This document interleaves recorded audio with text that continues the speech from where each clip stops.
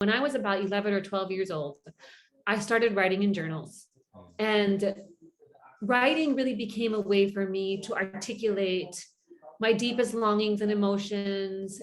And because I wasn't always, my husband's so much more of a talker, but I was always somebody that thought about things very, very deeply ever since I was a child. So I needed an outlet for that. And that's what writing became to me. It almost became like a need for me to just be able to process what I was going through, even as a younger person, by expressing myself through writing. So I kept journals and journals of just writing. And that helped me when I was 15 and I went through sexual assault. And so that became another way for me to just express, some of the things I was feeling. It became part of my healing that I could articulate those things down through pen and paper. And it was through pen and paper. It wasn't even through a computer, right? I just loved writing with pen and paper. And so I was able to reference so many of those things that I'd written before as a younger person, even in my, when I finally put together the book, because I had been doing writing for a long time.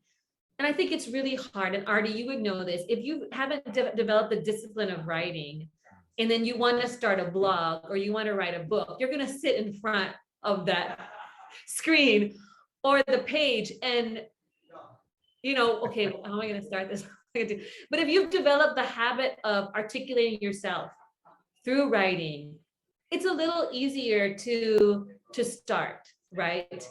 The habit is there. And so I think developing that habit ever since I was a young person, it wouldn't necessarily be like, okay, at this time of the day, I'm going to write.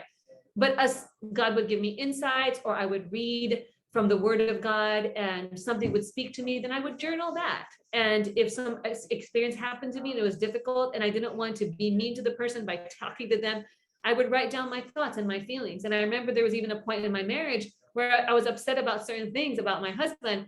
And I realized I was writing so many negative things in my journal. And I thought, if my kids find this someday, they're going to think I had a horrible marriage.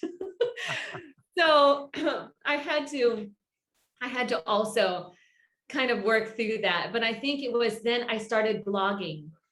And blogging also then I had to now be very conscious of my grammar, very conscious of articulating the thought in a proper way, where it's not just like a stream of consciousness. So even that habit of writing shorter articles and making sure that it was done in a coherent way, that was also another habit that helped me to write the book.